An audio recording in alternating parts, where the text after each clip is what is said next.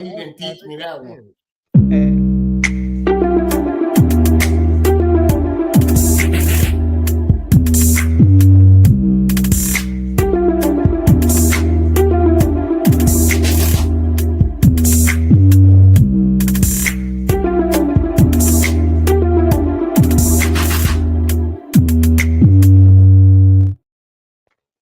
Once again, it's on. Welcome back to another great episode of the Better Than Sex Sports Podcast. Of course, you know I am the man on the street. This is another week without football. Pharaoh King. Tim Dog from Be More Careful. Here you go. And your boy Shatta from outer Orlando. Sorry about There it last is, week. ladies. We come back. I'm sorry about that. There it is, Watch the ladies and camera. gentlemen. You look blurry. There it is, ladies and gentlemen. We're back once again. And if this is your first time ever checking us out, this is how we always start our podcast off. We always got to ask the brothers how they did. Always got to ask the brothers, how was the day? Tim Dog, how was your day, my brother? Man, my day was slow and steady. Man, that was take it. short. Dang, I'll take it. Pharaoh King, how was your day, my brother? Shit. Well, mine wasn't slow and steady. I'm gonna tell you that much now. Hey, but I will say, it was a pretty good day. It's definitely the hospital is looking kind of now. You know what the rumors might be, possibly true. But with that being said, I ended up having to I've been having some sciatic nerve problems with my left leg, and so I'm gonna give me a X-ray done and then possibly get an MRI done just to see what's going on. But yeah, man, it's not easing up right now. Yeah, but hopefully it's nothing serious, man. They'll be able to tell you what's going on and get you out of pain, my brother. Whew, My main man Shotter, how was your day, my brother? Can't call it, man. Just blessed to be here with you fellas again. Want to apologize to our viewers about last week. Had some issues down here in Florida, in our area. I think we're letting too many of them ICE agents into our area, and they messing up everything. You know what I'm saying? But they ain't crazy. They ain't crazy. They ain't coming to the right neighborhoods. They going to the other ones. You know that. So They coming to Baltimore. So yeah, I want to go ahead and it's kind of crazy that you said what you said, because I've been talking to a lot of my brothers this week in lieu of what's going on in the world, and everybody talk about how their body aching and they anxious, and I think it's just the nature of what's going on in the world is making us anxious because we know what's going on with our brothers and sisters. So I think that's an all veteran problem right there, bro. It's not just you. Yeah, man. Woo. I'm glad to have you back, Shotter, man, and hopefully your internet won't cut out while we in the middle of the goddamn show. But we will see. We will see. As me, my brothers, man, I can't complain. 2 more days to the weekend. Hey, that's how it is. I want to shout out my niece again. Every time I talk to her, she like, Uncle Charles, make sure you shout me out on your podcast. So shout you out again, Jaron. I'm gonna come see you. She like she said, she like seeing me on TV. She like when I shout her name out. So I'm shouting out, Jaron. I'm shouting you out every chance I get. I'm gonna shout you out. How old is she? Yeah, she is Jaron is 6, I believe. Jaron is 6. Yeah. So every time I talk to her, Uncle Charles, shout me out on your podcast. Oh, like she said, shout me out on the television. Okay, I'm gonna shout you out on the television. Hey, enjoy it for as long as you can, because once they hit about 13, 14, you better not say nothing in public. Nothing. Trust me, I know. Also, I'm going to shout out my grandson and them Harlem Bulldogs. They playing for the state championship today against that's what's up. Cross Creek. So they went down to Macon, and of course, Timbella Styles and my daughter, they had to make that trip down there. But I didn't go. Tim almost typed in, hey Tim, I need you to handle the show because I was going to go down there. But then I thought about that ride and the ride back. And I said, no, I'm good. So I'm there in spirit. You're a grown man. You're a grown man. That's what that means. You're a grown man, dog. I'm there in spirit, and hopefully they'll come. Hopefully they'll come back with a victory. But if they don't, hey fellas, y'all did a hell of a job this year. Hell of a job. Great job. Fellas, before we just start, I forgot, guys. Not to bring down the show, but my cousin out. You know how I go to his tailgates and stuff like that. Big Atlanta Falcons fan and stuff like that. But With that being said, I wanna what you call it? Hold on, man. Somebody trying to call me. I want to condolences to the Leonard family, man. He was one of my cousin's best friends. Going through Morris Brown and everything, and he passed away, man, suddenly. And he was one of the guys that brought me in, to the tailgates and stuff, and I had a great time with him. It's gonna be kind of sad, not to see him anymore when we go, do the tailgates anymore down there in Atlanta. So, hey, shout out to the Leonard family, man, and my cousin Anthony Campbell for introducing me to him. And of course they knew about the podcast too. So that's yeah. No, that's not bringing down the show, man. That's just sending you condolences. That shows that you have a heart, that you are a compassionate person. Yeah, unlike other people that we may know that's in charge of the country, but we're not going to talk about him until a little bit later. Right. But you know what I'm saying? It just shows that you have compassion about your fellow man. So condolences out to that family and to your cousin as well. Fellas, man, we got an interesting show. Hopefully, y'all get into it. I know, like y'all always do. Try not to overtalk one another, because when we overtalk one another, we can't understand a goddamn thing. I know I can't. So let's make sure that we do what we need to do. All right. For sure. You already know I sent y'all what we was going to be talking about, and I got a little surprise for you as well. Y'all saw it last night. My man went and did it. I didn't think somebody would have did it since Kobe did it, but this brother said, "Fuck that! I want to put up 83." Oh, right one. There it is. Breaking news into CBS Sports HQ, a historic night in the South Florida. Bam Adebayo putting up 83 points. That's the second most points scored in a single game in NBA history, second to only Wilt Chamberlain. Adebayo etching his name in the history books of the association. Coming into this one, his season high was 32 points. He had 83 as the Heat get the win. Bam Adebayo making history. Tim Dawg, before I come to you, man, that looked like a goddamn NBA 2K score. That 150 to 139. There was no goddamn defense in that goddamn game. But Tim Dawg, man, what are your thoughts on Bam Adebayo scoring 83 points last night against the Washington Wizards? Most of the points came at the free throw line. I mean, the Wizards was hacking him all day. He had like 40, I think, at halftime or something like that. Something ridiculous. And I was like, I know he had 30 30 points in the first quarter. Yeah, it was something stupid like that. Yeah. But I mean, hey, all credit to him. The coach let him go out there and let him do his thing all the way to the end. When he broke the record, he took his ass out. Yeah. But, I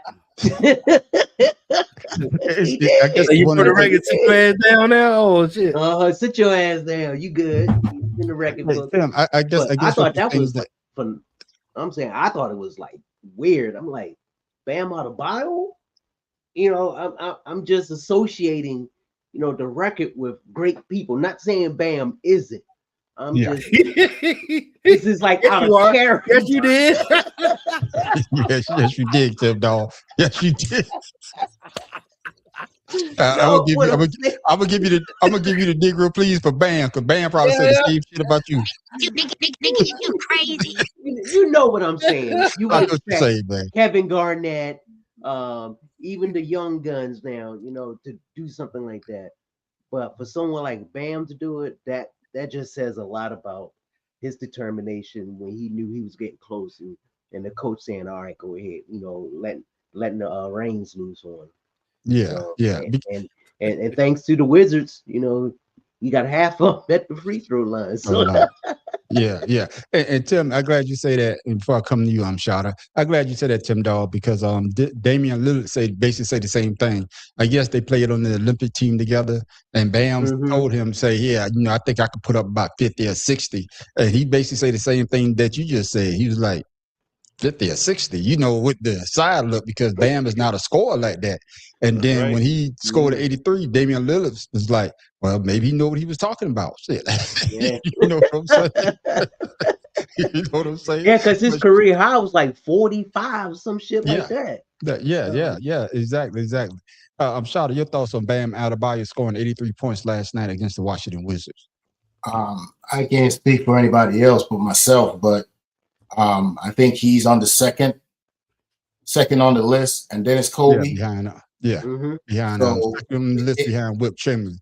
So the fact of the matter is, it's historic, right? Yeah. So this is the NBA. This is the cream of the crop, right?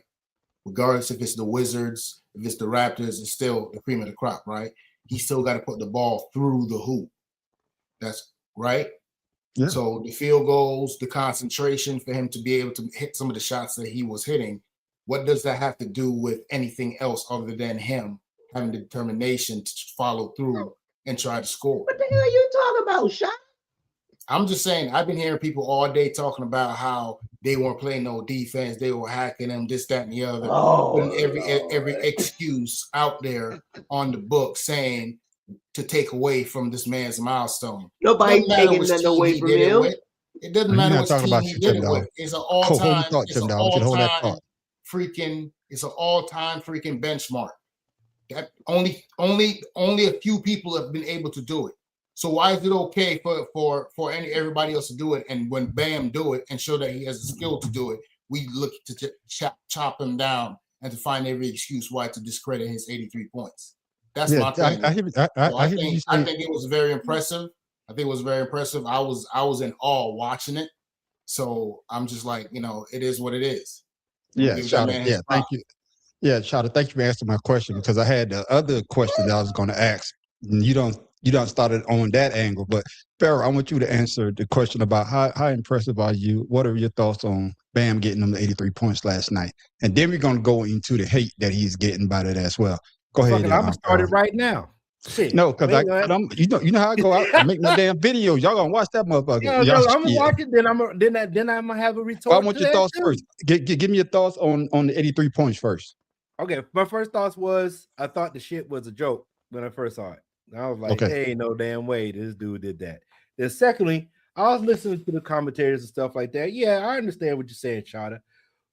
And I do say it is skill involved in putting the ball in a hoop and everything like that. But the Wizards didn't have anybody on the court to stop them. They're both between 150 points to 129 point deficit. That means no defense is being played. So basically, any one of us, if we were decent, we could have did the same thing. But like I said, I'm not taking away from what the man did. But at this time and era of the way basketball is played, is it really that impressive that he got 83 points with today's type of game when we're talking about Kobe, being Kobe and Wilt Chamberlain, with the 100 points in their time without the 3-point line. And he was 20? I think he went 36 for 43 at the line or something like that. But he was 23 on the field with the lowest, shot percentage of those three to get that second place. And I just say, yes, I hear what you're saying, Shada. But I'm not that impressed with what's going on because of the way the game is played. Plus, he didn't play really any competition to get that 83 points. On top of, just to say, this game sucks today. Yeah, I'm Joel Embiid also did pretty well. I think he got 70 points, didn't he? One game? I don't know. He didn't get 70 lately, so fuck him. He ain't played lately either. But he played with Joel Embiid, so I mean, I'm just saying, like on the Olympic team. I'm just saying for him to say he can get 50 or 60, he gave him 50 or 60, but it was with the help of the Wizards and the free throw. So you got to make the free throws. To me, I think that's the most impressive thing was making all those free throws. Yeah, and Shot, I agree with you, man. It seems though that he did a feat, the determination for him to work on the shot and do what he do, and you can't complain. You can't gig him for the Wizards not doing what they're supposed to do. Pharaoh, your famous quote is what? They're professionals. Hey, I'm not gonna let this motherfucker get 83 on me. So hey, yeah. So and Shot, you brought it up, and I'm gonna play the video because this guy made a great point when he was talking about basically what you're saying, Shada. Why are they trying to discredit this guy 83 points. Bam just passed up Kobe's 81 points, but to be honest with you, I don't know how I feel about it. Just before Bam's game, the NBA record for most free throws was by Dwight Howard, but after Bam's 83-point performance, that record's gone. Bam shot 43 free throws, which was the same amount of shots as his field goal attempt. But that's not the only issue. With around 5 to 6 minutes left, Eric Spoelstra called a timeout and tried to get a coach to challenge it. Now you might be thinking that's not that big of a problem, but the Heat were up by 40 points at that time. And after they called that timeout, they kept intentionally fouling Wizards players so they could stop the clock and get Bam extra shot attempt. I mean, shit, if this were like any other game in NBA history where a player is close to a record but they're blowing a team out, Bam would have been subbed out and would have had 70 to 75 points. But that's the point. This game didn't follow history. No matter which way you put it or how you want to frame this game, Bam has the most points that have ever been recorded on film. And with me saying that, I'm not saying that Wilt's 100 points were fake, because they definitely happened. But if you're gonna sit here and deny Bam's 83 points, you better do the same shit with Wilt. Because if you go and read up on Wilt's game, he was getting intentionally fouled by the other team just so he could get to 100 points. And it's not like Bam wasn't hooping. He had 43 points at half, the Wizards were forced to triple team him, and the only way they could stop him was fouling him. Now with that said, was the game unethical? Fuck yeah it was. But it still doesn't take away from history. Yeah, and Shada, and that's the point. I don't understand. They trying to discredit the man like he's soup. But if it was one of our favorite, if it was LeBron, he probably got some hate if he scored 83. But if it was Kobe Bryant or Jordan getting 83 points, and the way that they got it, everybody would be cheering because that's considered one of their goals. So Shada, you brought it up. Okay. Why is Bam getting so much hate for passing Kobe 81-point game? It's the same conversation that we have within our Black community and barbershops continually that will never go away. It's the same thing. It's a great player in Kobe Bryant. I was never a Kobe fan, will never be a Kobe fan. But was Kobe a great player?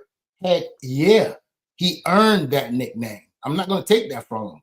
I just didn't like his game. I didn't like Jordan either. But the fact of the matter is, they did what they did. I can't take away from their ability to do what they do on the court. A lot of people think freaking daggone Hornacek from the freaking daggone Utah Jazz was one of the top daggone defenders in the game. No, but you know what I'm saying? I think that everybody's going to have a different opinion about stuff. But the fact of the matter is, no matter what happens, he's playing within the confines of the game like everybody else. And it's not up to Bam Adebayo to go ahead and say, okay, well, this is a sorry team in the NBA and this, that, and the other. I'm going to take Taylor. He still made, look at the shots. Did you watch the game? Did you see the shots he made? Those weren't freaking easy shots he was making. I mean, bro, watch the tape. Yeah. And I understand what you're saying, Shada, but Pharaoh, do you understand what I'm saying? If it was anybody else, if it wasn't Kobe Bryant, like Kobe Bryant got his 81, or Michael Jordan, or even LeBron, or a great player that we want to see. Oh man, I can't believe he scored 83 points. But Bam Adebayo, like Tim Dahl said earlier, man, I wouldn't expect that from Bam Adebayo. But now he's getting so much hate because it is a Bam Adebayo. No disrespect to him. Your thoughts on Pharaoh? No, I never said I hated that or hating on the man. It's just very surprising because of we know the player that he is. But hey, even Kobe Bryant got hate making that 81 points because he didn't pass the ball. He was making a point. Yeah.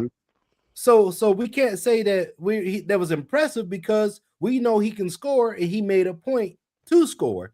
And I believe that same thing happened with Adebayo. I believe it's the way that he got it, other than because he's not a pure scorer. I guess what I'm saying, Pharaoh. What I'm saying, Pharaoh, is that it's somebody like a Kobe. And Kobe is considered one of the big three. If you're talking about one of the big greats, he's in the top 10. He's in the top 10. Bam Adebayo, I'm not, like I said, no disrespect to his game. He's not in the top 100. See what I'm saying? So when we see somebody in the top, my point. Yeah.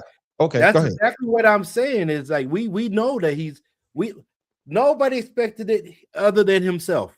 But it's him, the game, the way the game's played today. I'm hating more on how the game's played today than him scoring 83. But that's not his fault.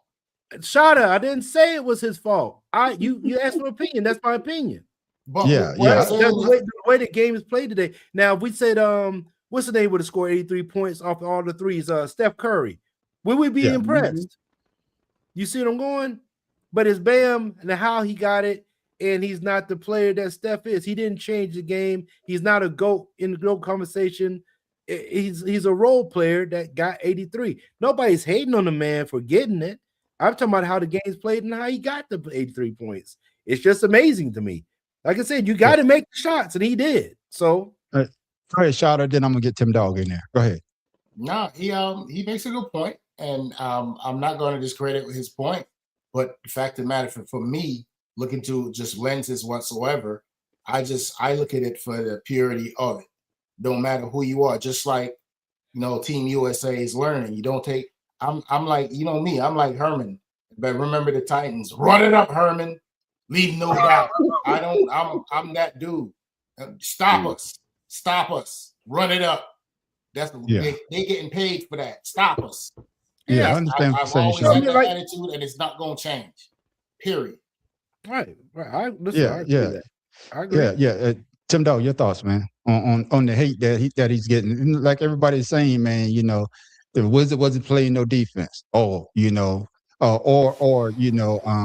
fact that it is a Bam Adebayo that got the 83 points, and why would he want to pass Kobe Bryant? You understand what I'm saying? Since Kobe passed, like anybody should, if you get close to 81, I'm gonna get 80, then I'm gonna take myself out the game. I'm gonna let Kobe keep that record. You understand what I'm saying?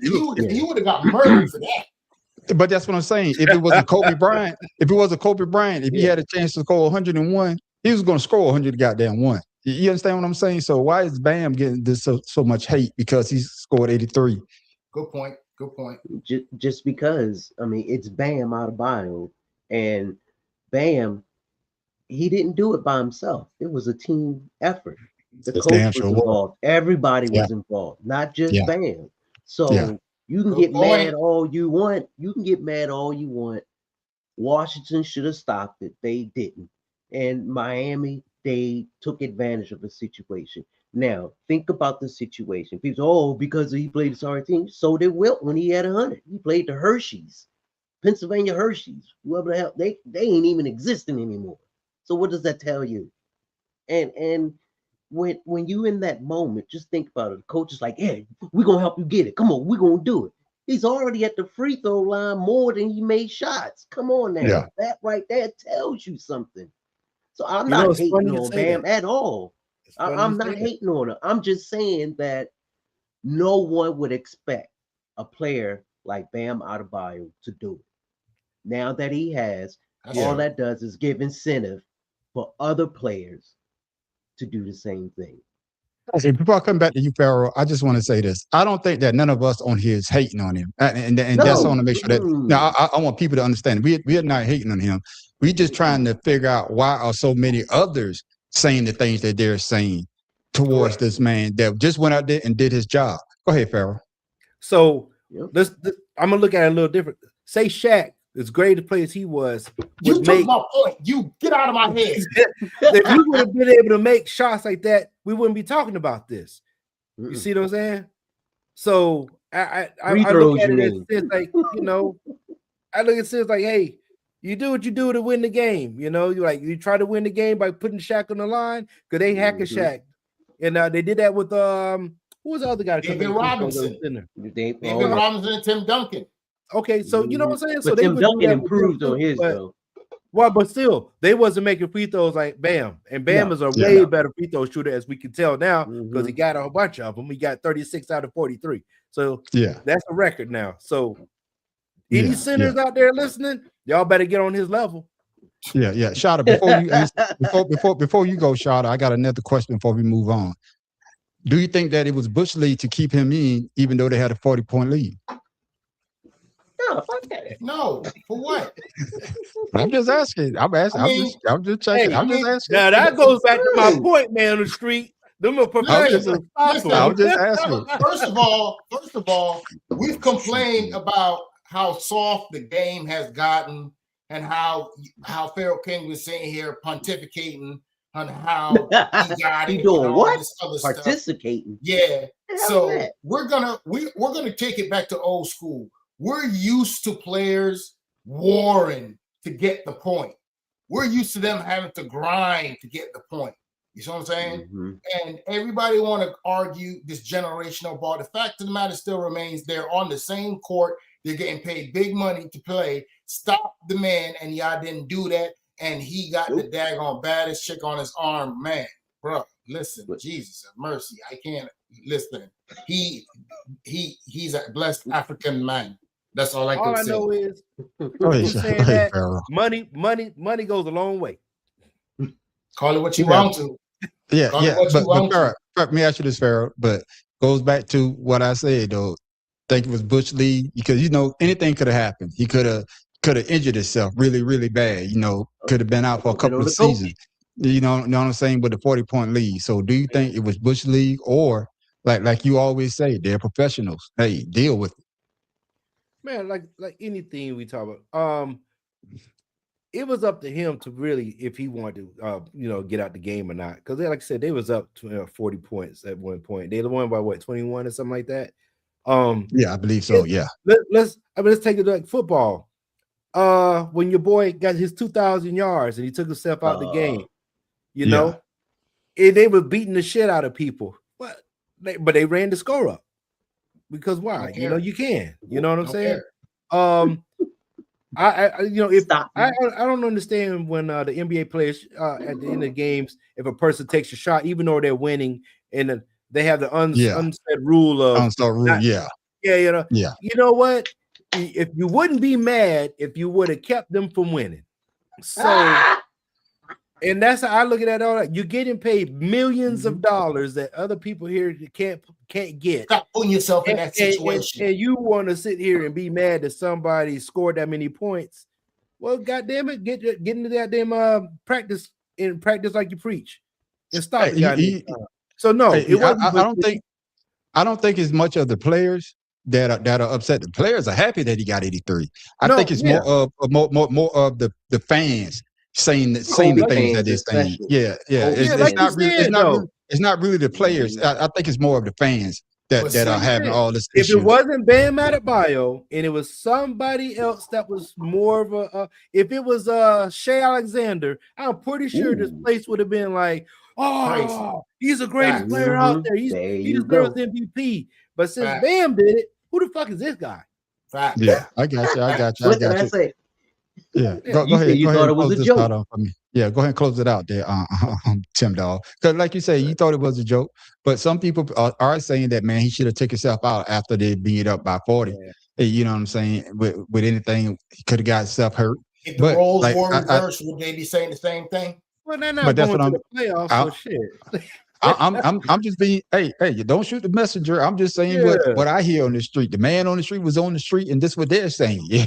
You know what I'm saying? I'm just relaying their message. You on the wrong street. That is. You get away from that street. Yeah, you can go somewhere else. but Tim Dog. You say you're on the wrong street. Yeah. But I guess you're going to agree with them that it wasn't Bush League and that, it is what it is. Go ahead, Tim Dog. Like I said, it's a team effort. Everyone was involved in trying to help this man break a record.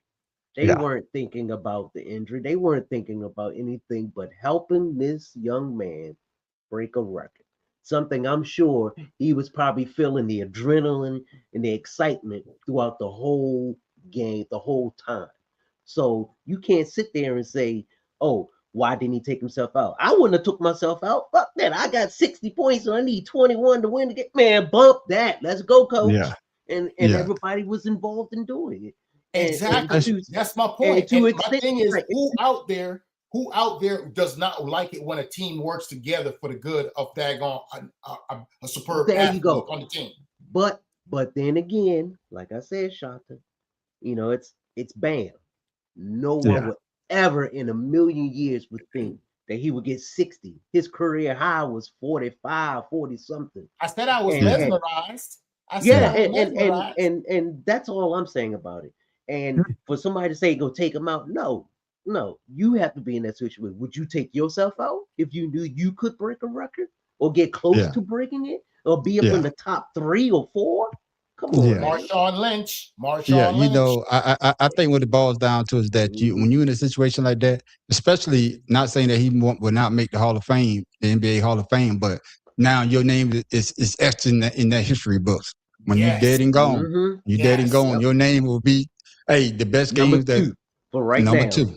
For Yes. right now. Yes. So man, shout out to Bam Adebayo, man. Keep doing your goddamn thing. If you can get 100, get a goddamn 101, so we can see. Well, I don't think that's ever gonna happen, but hey. I'm just saying shit. Look at it this way. They're number 6 in the East. This a morale booster. Yeah, it is a morale booster, man. Yeah, it's a morale booster, and it shows that. And it shows that, like y'all say before, Shot and the rest of the brothers, y'all say before, the team came together for him to break that record. Yes. And you never know. This might be the catalyst for them to go forward and shit, probably put up 100. He probably get 100 against my bitch ass Sixers, but I digress. Nah, I digress. I don't think so. I digress. He won't even get 30 against the Sixers. I digress. Like I said. Guarantee. Like I said, but no, if he get Tim Dog, I'm gonna remember this day. If he come back, he gets 60 on the Sixers. I'm gonna just like Charles Barkley. You guarantee every time Charles Barkley guarantee what happened, he lose. Okay, Tim Dog, remember what you just said. Remember what you just said. The Sixers are not the Wizards. That's all. Okay then. Okay then. Fellas, let's move along, man, because Tim Dog, I thought you would have been bragging. I thought you would have been saying that my team done went and got a key player. We going to the Super Bowl, but not so fast. Not so fast. Breaking news from the National Football League. In a stunning development, the Ravens have backed out of the trade for star pass rusher Max Crosby. The Raiders announced the news but did not offer any more details. Now, last week, the Ravens acquired the 5-time Pro Bowler in a blockbuster for 2 first-round picks in a move that was supposed to improve their pass rush considerably, but now it's off. Tim Dog is off. So you need to go ahead and cancel that order of the Crosby jersey that you was going to get with that Ravens color. Tim Dog. Here you go, Tim Dog. Did the Ravens do the right thing by reneging on the trade for Max Crosby? They didn't renege. They didn't renege. What they did was they pulled back because of the rehab report that he had about his knee. And they were saying that, it wasn't to what they expected, and they're not going to waste 2 first-round draft picks and then some to get for something that may be probable. So they went to go get Hendrickson. They looking to try to get him. And to me, I mean that's good. I mean, why would you gamble on something that may be just because it was on a situation that you got a player who not as talented but still can contribute tremendously for the team. Yeah, that is true. What about you, Farrell? What's your thoughts, man? And another thing, man, they shouldn't have put this out from the get-go. Right. I want you to talk to that point as well. Did the Ravens do the right thing? And also tell them that, they're going to trade for him, and then of course they didn't trade for him because, like Tim Dog said, that the injury or whatnot. You knew he was injured when y'all said y'all was gonna make the goddamn trade. So why would you put that out there? And did they make the right decision in your opinion, on Farrell? Actually, I'm be honest with you. I don't know what half of these GMs and stuff are thinking when they do these trades or put this money in people's pockets and promise them, whatever the future is going to be for the team. So I don't really take it for what it's worth. I know Max Crosby is a good player out west. Yeah. Will he be a good player on the East? That's the difference because the teams are built differently. So, will he actually succeed playing the Ravens defense? And I don't know, because now we don't know how the team's going. We got a new coach. We don't, they don't know what's going to happen with them. And like you said, like Tim Dog said, am I going to take a chance on somebody who's rehabbing an injury? And pay him this money. I think they just jumped the gun on it. That's all I can say. I got you. Farrell, Shada, your thoughts. I basically look at it like this. The Ravens looking at making a $100 million investment into a man that's aging for his position. He's been in the league, 7 years? Mm-hmm. And the fact of the matter is, you gotta think of the numbers too. When you do your research and look at the numbers, the thing is, Max Crosby has the highest since 2019. He has the highest pressure rate in the NFL. You know the other two behind him are Myles Garrett and Michael Parsons. Yeah. So he has a very high motor for pressuring the quarterback. The problem is this injury, the type of injury it is.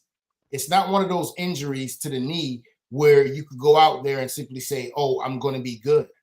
He's going to be forced to do sudden moves, and he's going to be twisting his knee in different directions trying to get to the quarterback. The Ravens thought that the Trey Hendrickson fit that mold for that money, and he came at a cheaper rate than Max Crosby. So that frees up some more money for them to do some more damage. Cheaper. Yeah. And I'm glad you say that, because that was my next question. See, like I say, great mind think alike. Tim Dawg, do you think the Ravens signing of Trey Hendrickson instead of Max Crosby would be a good fit? Even if it's not a good fit, it's still good money, because they can use that money to either extend someone's contract or bring someone else on. And to me, I think that's what the Ravens are looking at. They weren't looking at the short term; they were thinking of the long term. And okay, then two first-round draft picks are a lot. Yeah, it is a lot. That's a lot. Yeah, it is a lot. And Farrell, it's a lot, but you never know. It's like a crapshoot in these first rounders these goddamn days. But do you think? Yeah, but you can also trade a draft. You can also trade a yeah. No, I'm just saying. I know. Tim Dawg, I'm agreeing with you, but I'm just saying the first time. Trust me, the Eagles, they had a bunch of busts on the first goddamn round. Aguilar comes to my goddamn mind, but I digress. Exactly. Farrell, do you think the Ravens signing of Trey Hendrickson instead of Max Crosby would be a good fit? And don't get me wrong, Trey Hendrickson is not no slouch either now. He's not no slouch. He's a pretty decent player. So would it be a good fit for the Ravens on that defense instead of Max Crosby? Like I said, I don't know. But it's more, I'm looking more like the money, like you said. And with that being said, Washington, they did that bullshit. Got Haynesworth, didn't get nothing. Got RG3 and Kirk Cousins, didn't go no goddamn where. So regardless. So whatever that's saying is in the way the game is played today, and the players and the soft tissue injuries and the shit. It's a better money move than it is anything else. Yep. Yeah, I think before I come to you, Shada, you say something, Farrell, that made a lot of sense. Because Haynesworth at the time, I think he was the #1 rated defensive tackle. I think he played defensive tackle for the Titans. He coming from the Titans, right? He came from the Titans when y'all took it, right? And that's why they gave him $100 million. They didn't know he was going to come there and be a bust. Like I say, I always got the Eagles. What's my man name? He used to play with the Raiders. Then the Eagles got him. And every time he played cornerback, every time I looked, he was looking at the ball going over his head. I know you talking about. No, Aguilar wide receiver. No, I'm talking about. I used to sit there with me on the street. I'm like, he was the nigga gonna watch the ball go past. Is he the one that's married to Kerry Washington? No, not him. No, I know you're talking about. You talking about Asamoah. It was another dude. It was Asamoah. His bitch ass. That's who it was. Goddamn Asamoah. That's right. Every time you look, every time I look, the ball's going over his head like this. Yeah, awesome. Touchdown. He tried to play press, and the receiver done gone. He gone. By the time he put his hands on, he already gone. Huh? There you go. Yeah, Asamoah. So I understand what y'all saying, because he was the #1 cornerback in free agency, and we got him from the Raiders. But back to the subject here, man. See, shit just bring back bad memories. I got plenty of that. I got 33 years of it. Shit. I got you. Shut up. Do you think that Trey Hendrickson going to be a good fit with the defense, or are you going to agree with the rest of the panel? I think Trey Hendrickson is the best fit for this defense, for the mere fact that he knows, #1, he is staying in the division, so he knows all the defensive keys for the other teams. The problem for Cincinnati is going to be Trey Hendrickson has been in Cincinnati a long time. Yeah.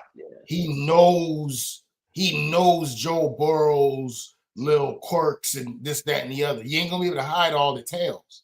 He knows that, and he knows where he's weak at, and he's gonna attack that. You see what I'm saying? And he see him twice a year. Not to mention, he don't have to adjust to any other defenses in the division because he's been playing them this whole time. If anything, he's just gonna bring what they did to daggone stop the other defenses. So it's a win-win for Baltimore. Yeah. Like I say, I'm gonna agree with the panel on this, man. You know, it's a wait and see thing. We don't know how it's gonna fan out. You know what I'm saying? So it's a wait and see thing. I just hope that, you know, the situation with Max Crosby doesn't come back and bite him in the ass. That's all I'm hoping. To counterbalance what I said, who's the coach in Cincinnati though? Yeah, who knows? Shit, they called me. I told them I was busy. Shit. The coach from Cincinnati is from Baltimore. I got you, man. Oh yeah, John Harbaugh. No, John Harbaugh is no. Yeah, I was gonna say John Harbaugh. No, it's the offensive coordinator. What's the dude you couldn't stand? Tim Dahl. He's the new head coach down there. Oh, I forgot his name. Coordinator for Baltimore. Yeah, for Baltimore. I forgot his name. Starts with an H. Yeah. So Farrell, next question is: will Max Crosby be a Raider this year, or will another team step up and make a trade for him? Man, his ass is gonna be just like Myles Garrett. They're gonna pay him some money, and he's gonna stay a Raider. That's what's gonna happen. Now, I don't know what they're gonna do with the quarterback situation there because I don't know. Like I said, I know they're gonna draft what's his name out of Indiana, Mendoza. I know they're gonna draft him, but for some odd reason, man, I see a what's the name? Matt Leinart. I want you to hold that thought. I want you to hold that thought, Farrell. Hold that thought. Stick to the question. Stick to the question. No, it's like so. Yes, I say they're gonna pay him like they did Myles Garrett. It's so hard. He doesn't understand. No, man, because there's so much to say, man. You lose track. I know it's so much to say, but it's an hour show, man. We can't end up the topics. I'm gonna run out of topics. I need y'all to stick on the damn topic. Shit, goddamn. Man, we can't help that we can cheat. You're gonna be the new Myles Garrett with the Raiders. I got you. Shout out your thoughts, man. Will Max Crosby be a Raider or somebody that's gonna step up to the plate? Dallas Cowboys. Jerry Jones, he want to win now. Jerry Jones might try to make that trade. No, the thing is, once a player is out there in the market and was actually, I think, in everybody's head gone, he was already checked out. It's going to be hard for him to go back and check back in to the team. That it's always going to be questioned, do you really want to be here? So I think he's going to be picked up, and there's enough teams that are showing interest that need edge rushing help that would pay him money. And at this point, he knows he better go ahead and take one of the best deals that come out there because his draft capital or his free agent ability has taken a hit with this. Period. And Tim Dahl, you know, they say that Tom Brady, he wasn't really on board for them to trade Max Crosby. So he might be a Raider, and just like you say, money do talk. So do you think he's going to be a Raider or somebody that's going to step up to the plate and draft him? Somebody gonna step up, but pick him up in free agent. I'm sorry. Somebody gonna pick him up, but the Raiders aren't gonna get what they actually asking for him because now he's tainted. Because if the Ravens don't want you, and you know they're a defensive-minded team, then other, like Shada said, other teams are gonna be kind of apprehensive. But there goes to be some teams that be like, "Fuck it, we don't care," But they're not gonna give up 2 first-round draft picks and then some. No, I don't think that's gonna happen. You might as well forget that. Yeah, and Baltimore, they say, you know what, we thought about it, but nah, that's too risky. Trey Hendrickson, if not anything, he gives them experience on, how to deal with certain teams, especially with Cincinnati. Like we all say, he's been there so long. Yeah, and just like Joe say, let me get a comment here. Joe say Crosby's going to be on the sideline in Vegas, hyping the defense. His stock is damaged after this failed physical. And we all, I think, saying the same thing. We done seen some of our teams make some plays like, yeah, man, that was a great goddamn draft. I mean, free agency, boy. Man, that was great. And then when they get on our team, we're like, man, we should have left his ass right where he belongs. What is a buyer's remorse? Buyer's remorse. That Lattimore situation. That was terrible. Marshawn Lattimore was was trash. Yeah, but Exactly. the best thing for Crosby is to go out, prove everyone wrong, and Yeah. tell on the field when he gets on there. Yeah. That's Exactly. I will Fellas, y'all say want to one talk? thing though. Go ahead. Washington signed Nick Cross 2-year deal. Agreed to a 2-year deal. So Nick Frost, they who's need that? safety. The safety out of Indianapolis, that big hitter. Yeah. Okay, Yeah. good pickup. Yeah. Good So that pickup. that hopefully he stays healthy. He's 24, so hopefully he stays healthy. That's a good No, He Man, pick. let's hasn't talk missed a about game. Yeah. 4-year starter hasn't missed a game. So And there it is. Let's talk about a little bit more of this free agency that's going on. All right, Laura, we had a trade today. The Raiders are sending Geno Smith, the former Jets quarterback, back to the New York Jets. It's a pick flop. The Vegas Raiders receive a 6th-round pick, and the Jets get Geno Smith and a 7th-round pick. They've already restructured his contract.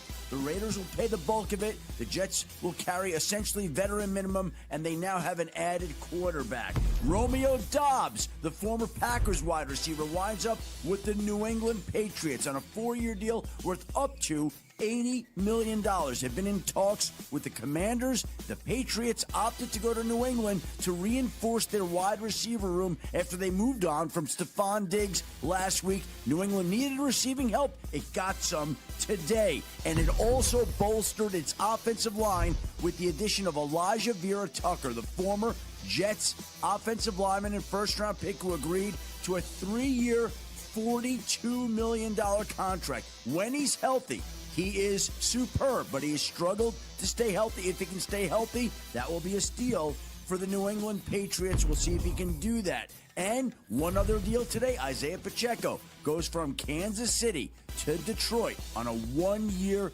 contract. The Lions traded David Montgomery to Houston last week, needed a big back, physical back to take some of the pressure off Jahmyr Gibbs, who they don't want to overuse. Step in Isaiah Pacheco on a 1-year deal, who becomes the newest back to join Detroit. The Chiefs signed Kenneth Walker, the Super Bowl MVP. That forces out Pacheco, who now goes to the Lions. There it is, Barry. You talked about Geno a little bit. So go ahead, your thought on Geno. And also some of the other draft. Draft is on my mind. Free agency out there. You know what I'm saying? It's a lot more than what they just talked about. So talk about some of those other free agency if you can. But Geno first, though, about going back to the goddamn New York Jets. The Jets like losing, so they keep a lose. So fuck it. That we're not gonna see anything different from them this year. Pacheco, I can see why they let Pacheco go, because actually he did okay with Kansas City, but he wasn't that guy. So with them signing Walker, I think that was a good move. And I know why the Patriots picked up Dobbs, because they got, like I said, they let their boy go. And then and once again, with that the offensive lineman, they always those ends are always you know what I mean? They always hurt because the way the edge rushers are today, those guys are constantly have lateral movement problems. So and like I said, once again with Washington signing, at least they got an ironclad dude in Cross. You know what I mean? Like I said, 4-year starter, hasn't missed a game, and hopefully he can do that for 2 more years and put up the same type of defense for Washington. So I think they're all good moves. But like I said, Geno's full circle. He's going to end where he started. Yeah, you never know. He might have a breakout season here, Shada, but we will see. So yeah. So Shada, how surprised that Geno went back, and also how surprised that the Seahawks let that guy go that won the MVP in the Super Bowl, because he was balling out. How surprised that you saw that they let him go? I'm not surprised at all. Look what they did to Marshawn Lynch. Come on, man. They sticking to the script. You know what I mean? They sticking to the script. The bottom line is they already picked who they want to be a star in Seattle, and it's not him, period. He got to go. See what I'm saying? And that's how that is. We got what we got out of you, and now you're out of here. That's an awesome pickup for the Chiefs, by the way. It's an awesome pickup for them. They won big in that pickup. But some of the trades don't make sense to me. The Patriots trade, Dobbs is the same thing that they had in Stephon Diggs. The only difference is Dobbs catch more. I mean, Stephon Diggs actually is a threat downfield, but Dobbs catch more passes over the middle. and that's where Drake May freaking thrives. So I can see where they picked that up. But I mean, other than that, they just interchange players. And the Detroit trade, Pacheco, come on, man. It's the same player that you got in Jahmyr Gibbs. It's the same style of running that Jahmyr Gibbs got. It's irky jerky, find a hole and get upfield, except he's more violent with it. So I don't understand how they got rid of the battering ram in Montgomery to go pick up a light in the Montgomery ass. retired. Yeah, he's You know what I'm gone. saying? I don't Montgomery understand retired. that. I'm saying, say When he what now? retired, I thought he was Montgomery traded. retired. Oh, I thought he traded. I thought he got Yeah, traded. they said Montgomery retired from what I was. Okay. I thought they Hey, somebody traded him Google that. I thought he traded. I thought he got traded. I thought he got traded or he left on his own. I don't think he retired. I don't think he retired. I He's think, Texans now, I think. yeah, he with the Texans, I believe. Yeah. I don't think he got. I think he got traded or he wanted to get up on out of there. But like you say, Shawty, it's some interesting goddamn trades in this free agency that I didn't see coming. But some of them, especially Tim Dog, the guy from Seattle, after the performance that he did in the playoffs and the Super Bowl, he came in when the starting running back got hurt, and he came in there and he damn sure won that damn Super Bowl, if you ask me, because of the way that he was waiting for the hole, finding the hole. And just like Pharaoh said, that was a great pick. Shawty said that was a great pickup for the Chiefs. So your thoughts on going back and also the rest of the free agency that's going on? I thought Dobbs going to New England, all that is just a replacement for Diggs. Yeah. Pretty much the same type of receiver except less drama. Right. Yeah. And Tucker, he's just like Max Crosby. They just waiting to see. But no, I won't say that because I think his stock is a whole lot better than Crosby as far as his injury report. And the best deal that I think is the one with Pacheco going to Detroit, only because you're right, Shada. They have a receiver just like him, but like the commentator said, takes that pressure off him, and that way, he has two receivers that he can rely on for a deep pass, or one going deep, one staying in the middle. Whatever the situation is, you still have a dual threat to go down the field. But they lose that battering ram for that short down battering ram to get up the middle and not catch out the way to get. That's why you got slot receivers and tight ends. They can fill that void. I'm just saying that's what I see as far as running. And I miss the old days. You have that one. Me and Pharaoh was laughing about that. That one running back. You put in there. You need that 1 yard. I need you to get that 1 yard. I get you that 1 yard, coach. I get you that 1 yard, coach. And then coach be like, hey, I need you to give me that 2 yard, coach. I get you that 1 yard, coach. I got you that 1 yard. Roger Craig. Roger Craig. Ooh. You know what I'm saying? So I would get you what I do. I can get you. Yeah. Montgomery went down to Houston. He's playing in Houston. I see that. I don't know why. Somebody said something about retirement. Maybe there's two Montgomerys in the damn game. You think about Wilbert Montgomery. He's been retired a long time ago. I don't know, man. But well, Houston needed that. Houston needed that help too, though. Exactly. That's a great pickup for them too. A great pickup for them, man. It's a lot of other good pickups that going on as well. Joe, I know you was talking about it. You finally got your quarterback. Breaking news into CBS Sports HQ. The Miami Dolphins are officially releasing quarterback Tua Tagovailoa. New GM John Eric Sullivan made that announcement this morning. The Dolphins are still on the hook for $54 million in guaranteed money this season, as the move now closes the book on Tua's 6 seasons in Miami, finishing with 2 playoff appearances and 0 playoff wins. I'll cover to you first, Pharaoh, man. Yeah. They are dumpster fire. And my brother-in-w, he's still crying about it. Amazon, though. Amazon forest fire. Amazon, though. The Falcons are fire. You can't be joking like that, man. We need the Amazon. We gotta live, man.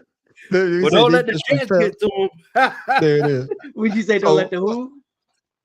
The Jets. But with that being said, Pharaoh, but Tua being released from the Dolphins and signed by the Falcons signed him to a 1-year deal. Of course, you know the like you just said in peace, the Dolphins got to pay him $54 million. So you know what I'm saying. So they signed to a 1-year deal. How explosive will the Falcons' offense be this NFL season, or it would be that forest fire that Joe talking about? So they went with from a left-hand black quarterback to a left-hand Samoan quarterback. Like it's going to make a difference. Mm-hmm. And Well, the culture the good is. thing is Penix Jr. don't have you don't have a concussion protocol. So Who's we the got a coach again? concussion. Who? Who's the coach again? Yeah, because they fired old boy. Yeah, they got a new head coach. Already? They got rid of him already? No, they got rid of old boy. Remember, they fired him after the playoff, after he lost in the playoff. No, they got Stefanski. Yeah, I'm saying. But yeah, okay. yeah. That's the head coach. Right. Okay. Yeah, so there's your answer right there. Saying. So you got Penix, these Penix Jr. has your answer right there. What you call it? What you call it? Yeah, there it is. Y'all wrong, man. Not a man. Well, I mean, we all know that Penix Jr. is going to be the starting quarterback, and Tua going to be. Is he going to be a decent backup for Penix Jr. just in case he does get hurt? Your thoughts? Yes. How? 100%. He left-handed. They don't have to worry about daggone changing the daggone none of the plays or nothing. They're going to read from the same playbook. They both left-handed. No, I get that, but what can he bring to the team? Nothing. A fresh body. There it is. Nothing. There it is. Yeah, he brings nothing. If Penix get hurt, you have a reliable backup. He's not a real veteran. He's the same thing as Penix. I didn't say he's going to look for the deep ball. He's going to look for the deep ball, and he's going to take a risk and throw picks. That's all they got. I got you. What about you, Tim Dog? Your thoughts? Hey, that's a good pickup for a backup. I mean, think about it. Okay. I try to say he's a left-handed quarterback replacing left-handed. They can go for the same playbook. The only difference is, at least Tua, he doesn't have to remember so many plays to forget. So you seem to forget he that can't remember anything because he got like I said. This is the same head coach. He doesn't have to remember a lot of plays to forget. I got you, Tim Dog. But this is the same coach that went from a right-handed quarterback to a left-handed quarterback to a right-handed quarterback to a right-handed quarterback again. He can't make up his mind which quarterback he wants. And you telling me he gonna have two left-handed quarterbacks? I don't think that's the point right there, Shot. I just think Stefanski is not a great coach like they be hyping him up to be. Man, to me, I don't think he's not a quarterback whisperer. So yeah. I just want to know what does he bring to the table then? Well, he brings that losing culture from Cleveland to Atlanta. So he's bringing what he knows how to do best. But with Tua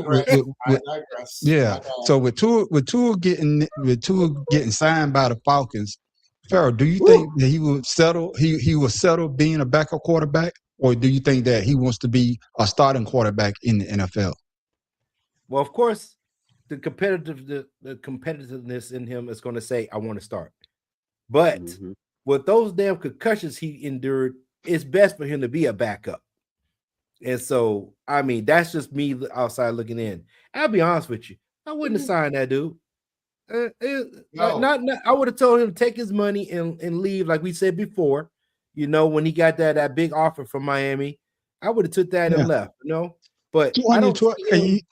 You know, it's funny, Pharaoh. He signed a $212 million contract, and it started last year. Right, and so how much of that was guaranteed? Well, $54 million.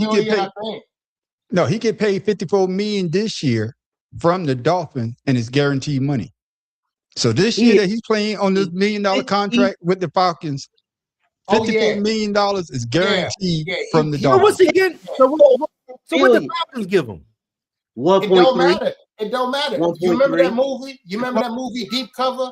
And he was taking the pool stick and he lathered it up and he was like it. Yeah, love it. That is what he just did to the Miami Dolphins.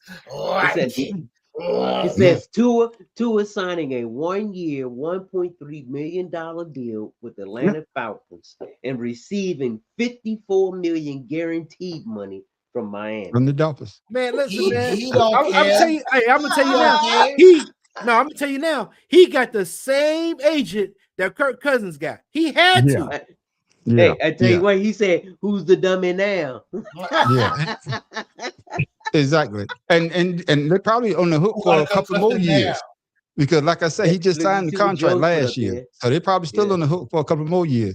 And just like Joe just said, Tua just throws it, and prays receivers in the area. God damn, Joe. Hey, he's gonna vent. If one thing, he's gonna vent. He's had a long season. He gonna vent. It's been a long time coming for Tua and Bobblehead have the same theory. Oh my God! Don't get me started on that daggone dumbass. I told y'all when he was drafted. I told y'all he was a bust from the day he left. You had to tell me. When I saw that he was mixed Asian, I already knew he was in the wrong damn sport. Fellas, man, we talking about bust. I think this is one of the biggest busts ever. This is a very important meeting. We had a lot of important meetings today, but this is a big one because this is really the future of, I think, beyond college sports. This is the future of colleges because we're looking at numbers that are coming in and the amount of money being spent and lost by otherwise very successful schools is astounding just in a short period of time. It's only going to get worse. So we have to save college sports and save, I believe, colleges. We have to save our Olympic team because so many sports that are in the Olympics will no longer be represented by people that went through college and became competitive, became great at the sport. And that's where we are right now. It's crazy things are happening. Young people are being signed, 17-year-old quarterbacks, for $12 million, $13 million, $14 million. We have a 7-year freshman. We have people, we're seeing things that we've never seen before. If Congress does not take action fast, it could destroy college sports and destroy the colleges that play these sports. They'll be destroyed. They'll be going bankrupt. Everyone. Okay, man. I saw you. How come every time he sound like a snake? Every time before he says what he needs to say. Hey, something very important. Very important. You know what's funny, Pharaoh? This is what bring the showdown. When we have to listen to this dumb motherfucker, that would bring the goddamn showdown. But what happened? I missed it. I can't. I'm allergic. I'm allergic to that shit. So let's go ahead and get into it, Pharaoh. How do you feel about Donald Trump getting involved with the NIL in college sports? You already know what I want to say. Him being involved in anything on this planet is fucking pieces of shit. It's like it's this. I'm gonna tell you why he's doing it. Because it's black people getting the money. If it was anybody else, he wouldn't said nothing. But it's the black people getting the money. So I don't want to hear anything else about talking about the Olympics. What the fuck they got to do with the Olympics? The Olympics ain't got shit to do with no college. Now, gymnastics and stuff, yes. Football ain't got shit to do with college. I mean, Olympics. Baseball. He ain't say nothing about baseball. They get signed. Baseball players go to college. They can play professionally while they're in school. Yeah. And Pharaoh, like I say, I already had the question. I already had the question written up. So Tim, don't remember that because I want you to talk about Trump in NIL. But so like you say, Pharaoh, do you see this as a ploy to not pay certain players? No, are the colleges really losing money? He's trying to get involved in college so he can get money put in his pocket. I got you. Tim Dog, your thoughts on your president? That's not my. Let me make you mad. That's not my damn president. I'm about to put a riddle on your ass. Keep fucking with him. The only reason why, like Pharaoh said, he's involved is because he's not making any money off it. He don't know what the fuck going on. He don't get what NIL, what that stand for. Oh, I ain't making no money. Oh no, we gotta get Congress involved. We'll get Congress involved with some bullshit like that, but not a war. That's for another show. Anyway, I got you. Go ahead, my brother. I'm done. And you know, the funny part is, and I'm gonna come to you, Shot, in a minute. The funny part is, I totally agree with you. When you talk about college, how does college make their money? They make their money off the football and basketball teams. So you trying to tell me? You trying to tell me that go donate to exactly? So you trying to tell me he talking about the college is going to go bankrupt? No, it's the black players. And I'm going to say that because the majority of the football team and the basketball team of black players are bringing in the goddamn money. Those are the ones that's getting those big time NIL deals. And who said it? Jalen Rose, which I think Pharaoh and Mad Professor said this as well. The only sports that they have an issue with, or they have a salary cap, an age limit. No, is salary what? cap. Salary cap is what? Is basketball, football. And he say that you don't see that in baseball, you don't see that in any other sport, in collegiate sports. It's the sports dominated by black athletes that they have an issue with. So, Shada, your president getting involved in NIL, is that a good thing or a bad thing? Because he said that the little blasphemous thing that come out of your mouth already. people them hear them with what I said about my president. You know, so something. I'm not vote for them. Thank you, Shada. See, I'm trying to be nice and respectful. I'm telling you something. Jamaica, I'm going. I'm not deal with them kind of thing there. You understand? Get him. You understand? In Jamaica, fat man like that, we're not giving no food. No food for a week. We're not feed him. We're throw him out there the rest of the Let me tell you something, bro. Listen. This is just another reappropriation of stealing things from people. That's all it is. Anything that this man gets involved in, he's stealing something from somebody. You know something? The one thing that everybody like to talk about, I love Jesus, and I love God, and I love this and I worship this. But you know something? I believe in the Lord Jesus Christ, and I'll tell you something right now. Ever since the first time the Garden of Eden have a problem, what the devil use to trick people? A serpent. Why he use a serpent? Because that man cunning. And you know why he cunning? Because he don't daggone get you when you're ready. He looks for other ways to go ahead and get you caught up before he start choking the hell out you. You understand? Just another way for them to daggone hide money and steal money and ahead and keep kidnapping kids. That's all it is. Manipulate. That's right. Yeah, and with that being said, coming back to you, Pharaoh, in your opinion, what would be the final outcome of Trump messing with the NIL in college sports? Well, the right now it's just him talking, and he talk about an executive order, which executive orders can't change. Can't change the how the colleges are doing their business, because at the end of the day, the colleges are the ones that's offering this money. It's not especially the boosters and things like that. So you're trying to involve yourself in business that the colleges already told you can't tell us how to teach our students. We're getting paid to teach them our way. There's not your way. So she's starting to meddle in a lot of these put like this. These schools are not going to want Donald Trump to oversee their money, because they're the ones trying to make the money. Yeah, exactly. So right now, all it is how you say it, it's just hyperbole. He worry about the goddamn Epstein files and getting our troops back from goddamn Iran. That's what you need to worry about. You worried about fucking black kids making money off of football is only because they never allowed you to own a team. That's why he keeps putting his hands in this shit. Yeah.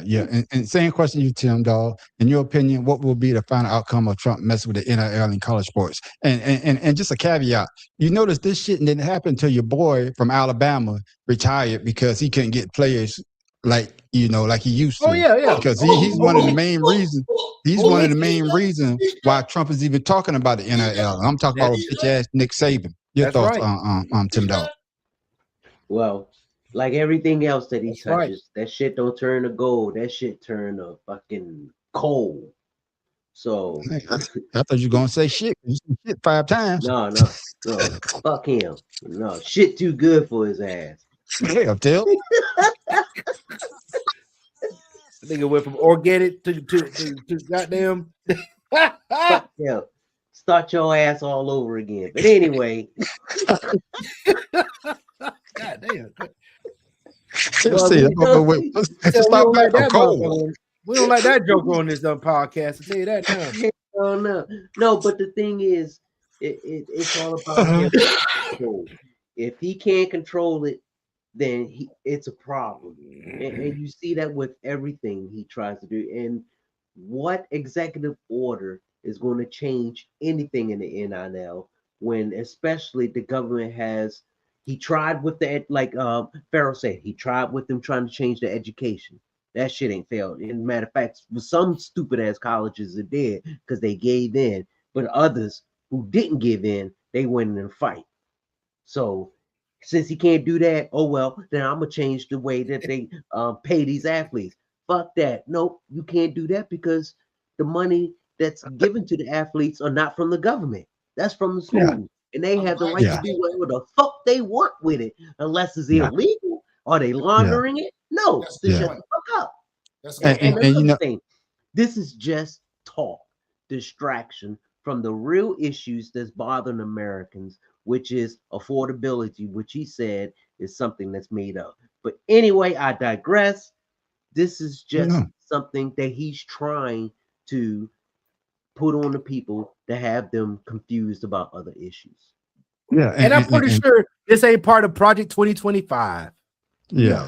This is just something thrown in there. It's part of Project 2025 because it goes back to who he's trying to stop making that damn money. It's people that look like us. I'm gonna keep saying that to the day I die. He don't want these black athletes to make that money, and those are the ones that are making the money. If you go to a big college, if you are a prime time athlete, those colleges now will pay you to come there. And this is what he don't want to see. He don't want to see those young black men and women making that type of money, and others. But the majority of these high-power basketball programs and football programs are predominantly black. That's just a fact. And Donald Trump sticking his nose in it, just like Tim Dahl said, it's gonna go from sugar to shit. So let me get Shawty in there. Shawty, your opinion on your boy Dapper Don?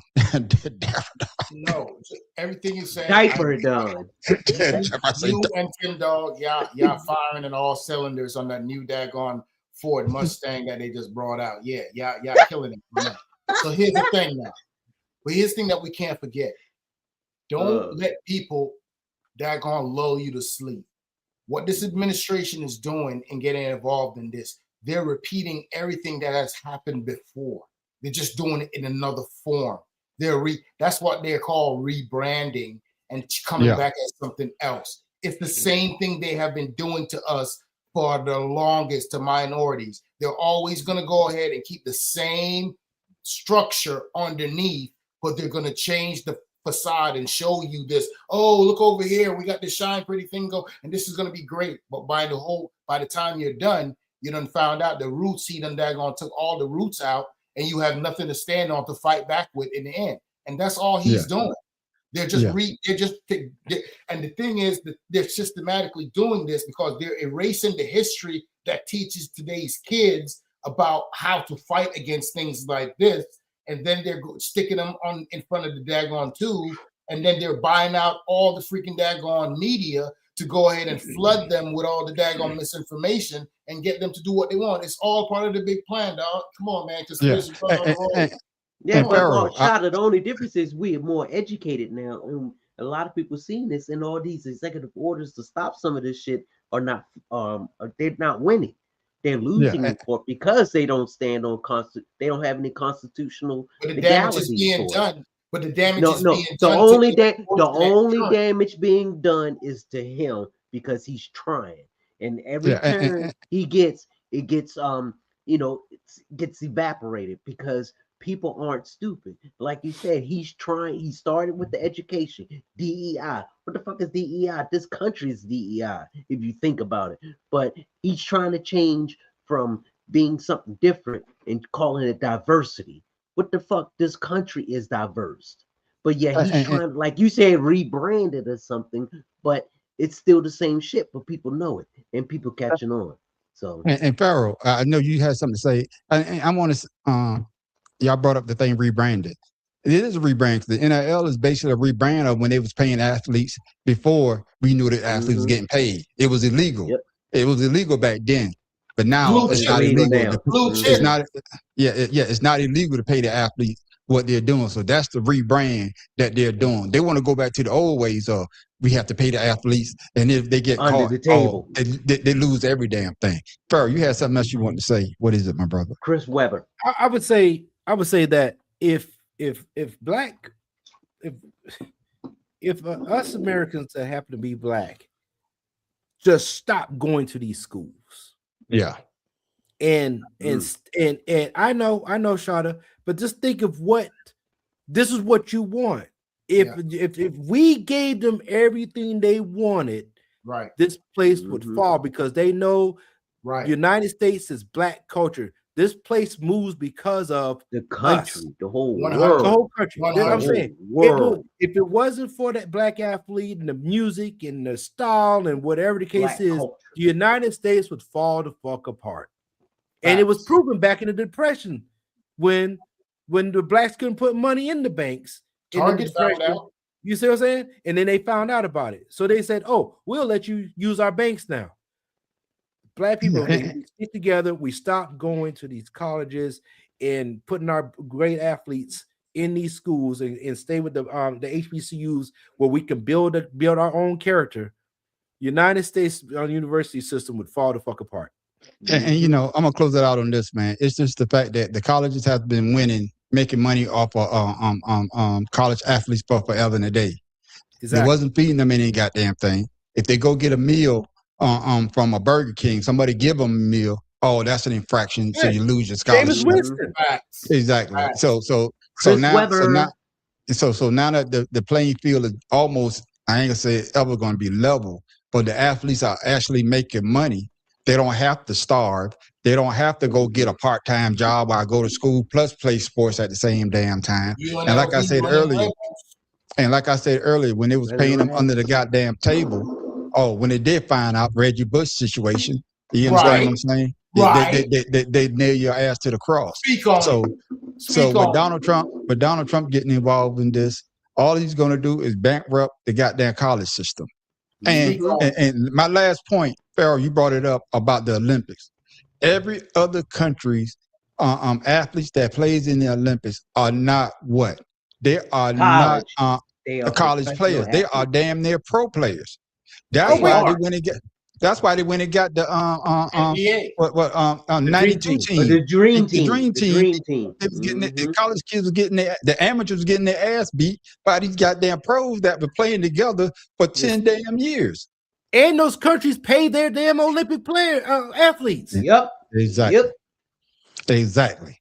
Fellas, man, I got one more for us, man, before things that make you go, This is a doozy. And we're talking about money. We're talking about money. And somebody said, you're not going to get my money. So Dak Prescott and his fiance have reportedly called off their wedding over a massive prenup standoff. After securing a historic $240 million contract, Dallas Cowboys quarterback Dak Prescott and his fiance Sarah Jane Ramos were supposed to be celebrating their upcoming April wedding. The rumor is that Dak spent the last few months pushing hard for a rock-solid prenup to protect his new bag, and she flat out refused to sign it. That underlying tension finally boiled over into a massive screaming match right on the yacht, leading to their entire wedding being permanently shelved. If she really walked away just because he wanted to protect his contract, did Dak actually dodge a massive bullet here? Dog. There it is. Do you agree with that? Calling off the wedding because of a prenup? Not only but hell the fuck yeah, because that shows what kind of character she had. It ain't about him, it's about the money. Fuck you, biatch. Because even in the prenup, you can still contractually put some shit in there which she could have. But she ruined all that shit. There it is. What about you, Pharaoh? Outstanding move. The only thing is, I'm pretty sure if Dak Prescott's mom was still here, he would have had her name on that shit, so she wouldn't get none of it. So there it is. Goddamn. So with that being said, you didn't help me make this money. Why are you so adamant about you sharing it with me? I'm the one that put in 9-10 years of losing. God damn it, let me keep my money. Yeah, there it is. What about you, Shouter? It wasn't his whole earnings. It was just the money that he earned from the new contract. It don't matter. That was it. It don't matter. She but wasn't there for none she of it. wanted everything. That's right. She didn't say. She didn't hike the ball to him. She didn't drive his ass to practice. She didn't even know the man existed until he got to Dallas. So fuck that shit. What you got to say about it? Shouter. I mean, all those are great points, and I'm not gonna disagree with that. But first of all, I don't have much to say on it that they just should not get married. That their relationship is not based off of love for each other. Their relationship is based off of financial gain on either end. So you can't get over on me, and I can't get over on you. That's not a marriage. That is an arrangement. That's not a marriage. You know, before we move on, because I agree with the prenup. If you come in, if I don't have shit and we build together, of course you deserve every goddamn thing that we That's built my together. point. It's a prenup. I don't have a problem with a prenup, but my thing is, if you both of you can't go ahead and compromise on a simple thing as prenup, either way, but somebody's being greedy somewhere, and y'all don't need to be married. Period. But I'm just saying in general. I'm just making a statement, Shot. I'm not talking about what you're talking about. I saw somebody say something the other day, and we talked about this young lady. I forgot her name, and she was saying that if a man makes less money than her, she feels as though that she would demasculate him because she would be the breadwinner, and the man's supposed to be the what you call it. So the man won't be on her level. This I'm just saying this in general. But then somebody say, I read one of the comments. So the comments say, so basically, if a billionaire he's a billionaire, and you say that's the type of man, aren't you the same person that man that was making less money than you? That's right. That shit doesn't make sense. But back to this prenup situation, I can understand the prenup. Like I say, are you marrying me for me, or are you marrying me for my money? Now you're going to be taken care of. Even without the prenup, you're never gonna work another day in your goddamn life. So basically, I don't know if they got kids together or not, but basically, you just shot yourself in the foot because once you have the kid, Dak is on the line for what 21 years. You understand what I'm saying? No, actually 25. They go to college. Yeah. True. That shit. Hell yeah. You said it's good water. Hell, I marry him. Yeah, but see, the misconception about a prenup is that this is one of them older folk that gonna understand how they know about the grits and how it got started and all that. I'm not even messing with her because she right there, she gonna go. Go ahead, Tim Dog. Man, I need to cut you off. No, you're good. The misconception about a prenup is that you don't get any of his financial. No, that's not what a prenup is. A prenup is an actual arrangement of your assets and your financial Tim Dog. being. Tell Sarah Jane Ramos that same shit. We get it. Yeah, we get it. We understand what a prenup is. And the thing is, it's not about you can't get anything. It's about what you can get as opposed to state laws and shit like that. So when I got married, the only thing he wanted to protect was his guaranteed money. Everything else was fine, but she didn't want that. She wanted everything. Yeah, when I got married, I had my wife sign a prenup. I ain't had shit, so she like.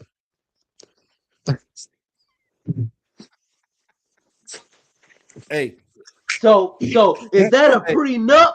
Or just all right, you ain't got shit. I'm gonna marry. So we just out here playing, right? We just gonna play in people's face. That's what we doing. Playing in people's face. Every one of our wives knew when they signed that marriage certificate, they wasn't getting shit. They knew that. Yeah, and that's why that's why so many soldiers. That's why so many soldiers get divorced before that 10-year mark because after 10 years, I'm gonna tell you like this. To be married nowadays and make it happy, you have to pray to the Lord on a daily basis because there's some serious idols out there named Michael Kors and Coach and Louis and some names that we can't pronounce and people wearing garbage bags that it's unnecessary. Now I've done seen on TikTok they selling sticks, Louis Vuitton sticks. They clowning people with that prank and stuff. That's not cool. That's not cool, because that's not far from what's happening. What's going on with Amazon and FedEx and all the people.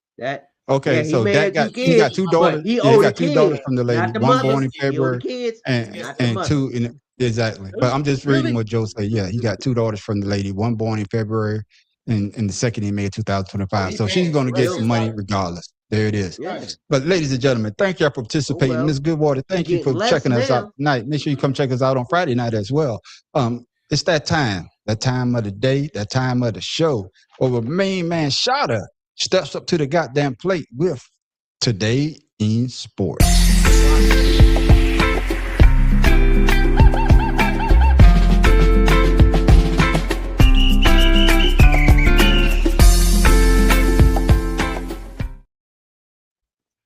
Yeah, Shada, put your glasses on so you can read. What you got for the people?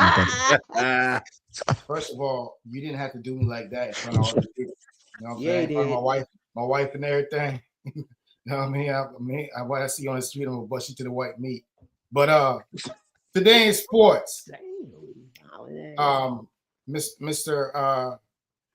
Producer, did you get my email? You didn't, obviously, because no, I didn't get it. I wouldn't lie to you, my brother. Okay, you got to text me. My bad. So today we're talking about Bronco Nagurski. Have anybody heard who that is? Bronco Nagurski. Yeah, Bronco. I heard his name. Okay, he played for the Broncos? He's a Hall of Fame American football player.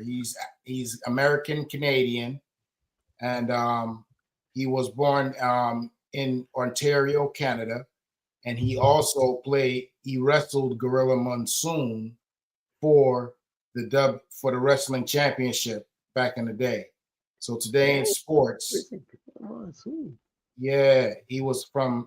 he at the time they knew him as Ray Steele in Minnesota after losing to him in the year earlier. So he played American football and wrestled. So in 1941, Bronco Nagurski regains the World Wrestling title from Ray Steele in Minnesota after losing to him a year earlier. And he's also in the American Hall of Fame too, Football Hall of Fame. Never knew this guy. So I thought I'd just share that information with the rest of y'all on here. And there it is, my main man Shada with Today in Sports.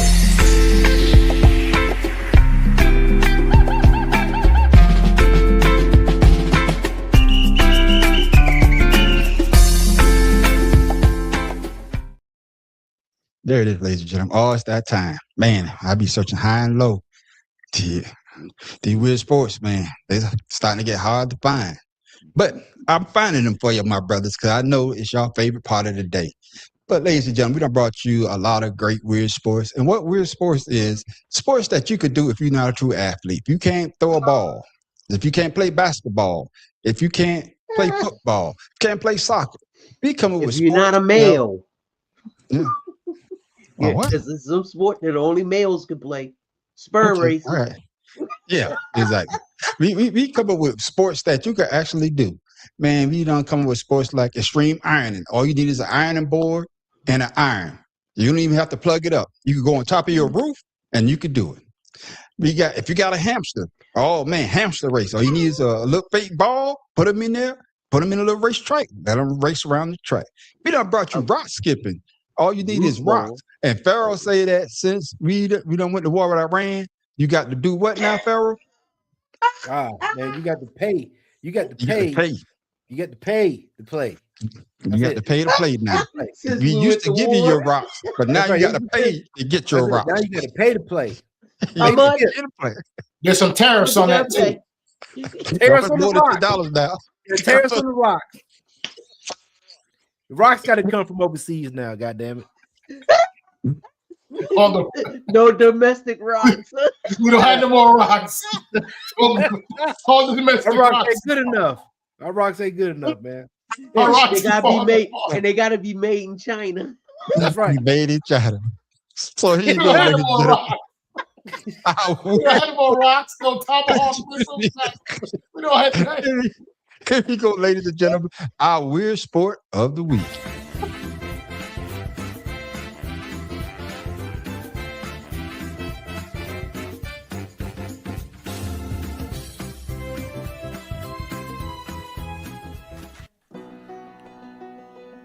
Volleyball is the greatest sport of the 21st century.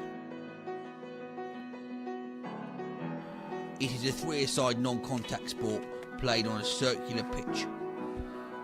In the centre of the pitch is the Volleyball stand. It's a prism that spins round at roughly 6 feet, and out from the top there is a hoop. Points are scored as follows. It's 1 point for hitting the Volleyball stand. It's 3 points for kicking the ball at the stand. If you throw the ball through the hoop, it's a Volleyball worth 5 points.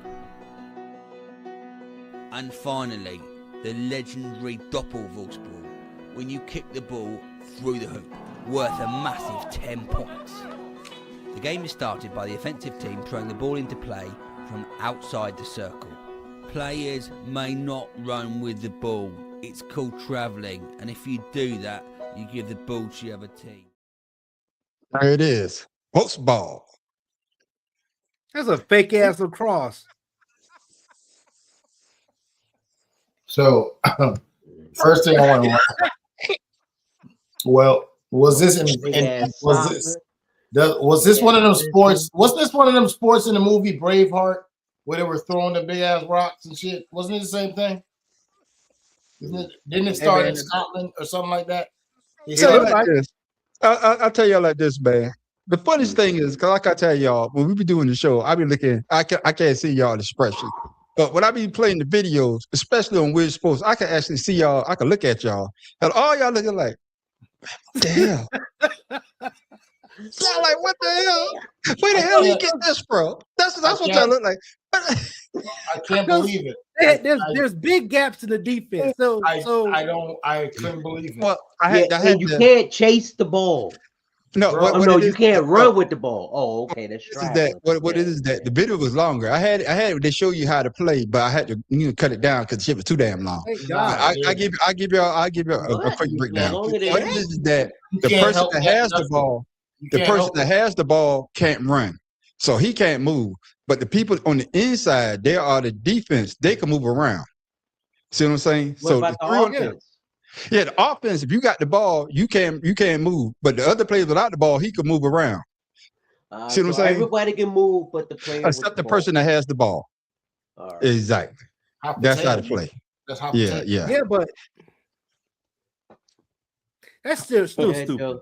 Yeah, I know it's stupid, man. That's why we call it weird sport. And it takes luck to kick it through the hole. Come on, man. Yeah, Pharaoh. If it makes sense, we won't have it on Weird Sports. No, I got that right. You got that right. Thank God. No. Okay, it wouldn't be weird. Yeah, it wouldn't be weird. I don't think we could comprehend this. I'm amazed at all these sports we find. There's no melanin in this shit. None. Not a single, not a drop. Not a drop. Not even a little bit. No. It's always overcast and the grass is green. What was the one? Yeah. 90% of them though, Tim Dog. 90% of them. Yeah. 90% of them. I say 95. I say 95. Yeah, about 95. 95% of them, they're about 10 steps away from wearing kilts and skirts and shit. There was some of us who did wear some. All I know is I'm with Pharaoh though, and that was the inaugural. They don't have championships since then, and that was back in. I think they said they made that sport in 2010. So they don't have championship ever since 2010. Who invented that dumb stuff? ESPN doesn't have it. It ain't a real sport. Hey man. 10 points if you kick it through the hoop, though. That's shit. Yeah, how many 10-pointers have they ever had? Well, Tim Dog, I should have. They had the greatest hits from it too. You should have downloaded that. Now you gonna get those next week. The best play. Shit. They have a homepage, guys. Exactly. Ball got a homepage. You over here looking stuff up, man. If you don't get your hands off freaking, and that's our weird sport of the week. Everyone, hold on, hey, Man Street, I got you. Hold on a second. It's a new sport for everyone, inclusive, mixed gender. I don't know about that. Age and ability, safe, no contact. Fast, fun, simple. I would take the fast out because them motherfuckers are slow as fuck. Set up under 5 minutes. No contact. I'm not playing. Yeah, excellent hit aerobic workout and follow school curriculum targets. I gotta break something. There it is, ladies and gentlemen. Oh, it even comes with a Volkswagen stand-in kit. Goddamn. Wow. There it is. For €1,000. I want to You do said, "Oh, Joe." Yeah, you're right, Joe. I want to do violence.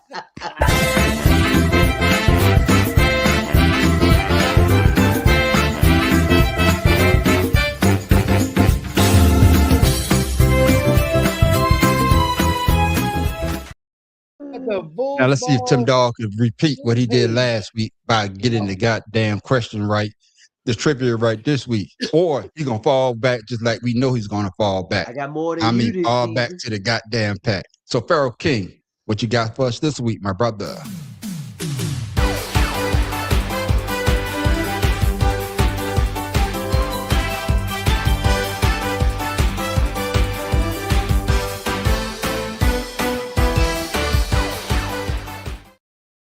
What you got, All right, Pharaoh? fellas. You know, earlier we were talking about Max Crosby, you know, being a great defensive end, you know, leading the league in sacks, 7 years, whatever the case. But you know, he never made it to the playoffs. So with that being said, here's y'all's question.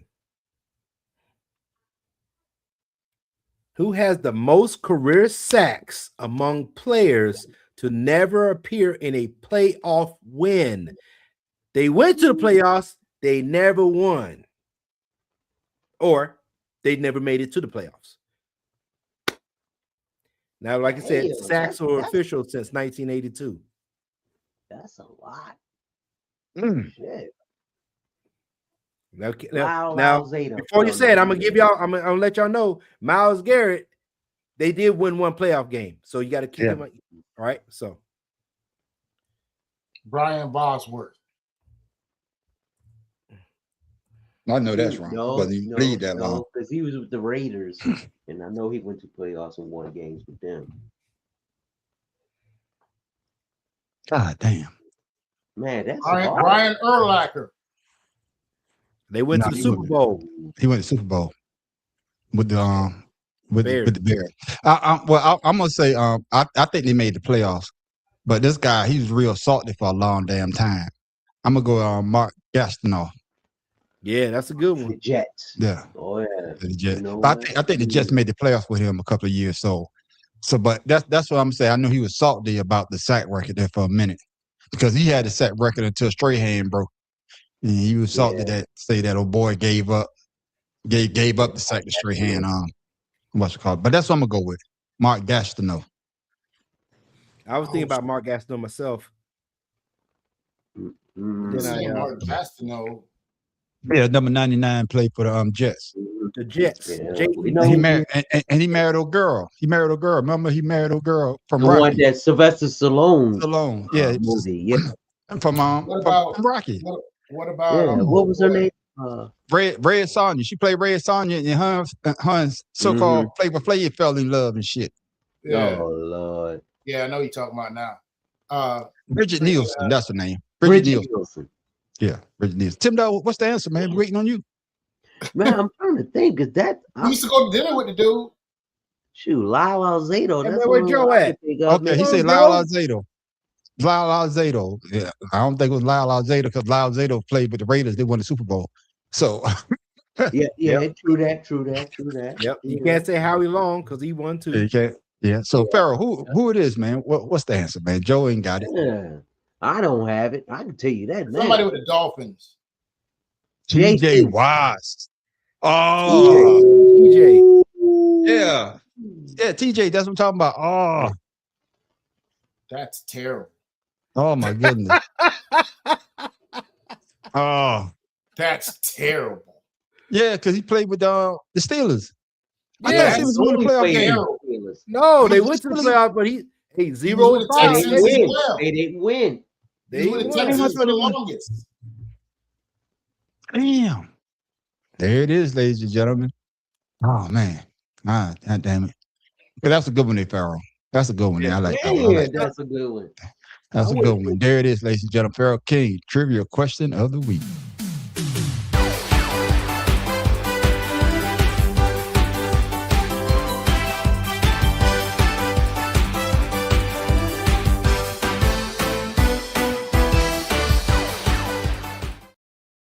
Ladies and gentlemen, If before you we said go, never won a Super Bowl, I would say, oh boy. So does that mean his brother go to the Hall of Fame Bruce before Smith. him? What's about yeah, JJ JJ Watt? Watt. JJ Watt, a bad boy. Oh, he gonna go No, to. I said Bruce Smith. Yeah. If he never won a Super Bowl, if you said never won a Super Bowl, I would say Bruce But Smith. but I'm just saying though. But does Oh, that Bruce mean Smith that is his a bad brother boy too, though. is gonna Yeah. go first ballot before him because of Yeah. going to the playoffs? No, yeah, JJ Watt would be first ballot. Oh, yeah, JJ Oh, Watt. hell yeah. I think he won like 3 defensive player of the year. I think he won 3 in a Yeah. row. Oh, JJ I Watt. think- Oh yeah, I think he won. That's I think he won at bad least boy. twice in a row or 3 times in a row. Man, JJ Watt listen, was a bad 3 boy. times. It was just bad that he was over JJ there. Watt made TJ Watt. Yeah, and then remember the brother played fullback. He's still playing. Mm-hmm. Yeah. They was on the same team when he played for Steelers. Pittsburgh. They still the Steelers. Pittsburgh. Oh, it's still Steelers. Okay. There it is, ladies and gentlemen. Before we go, we also have to give you something to think about, something funny. So, Tim Dahl, what you got for the people before we go, my brother? Make sure you shout out your social media so the people can follow you as well. Oh no! This week I'm supposed to do. Oh yeah. Thank you, Tim Dahl. I was going to remind you. I'm like, we Thank you. something. Yeah. You damn sure did miss it, ladies and gentlemen. Because, like I say, the man on the street wasn't You drinking. didn't hurry tonight. up. My Ramadan is kicking in, man. Like I say, I didn't eat. I didn't drink, so my mind is going wrong. Here it is, man. Our this week's sports discussion.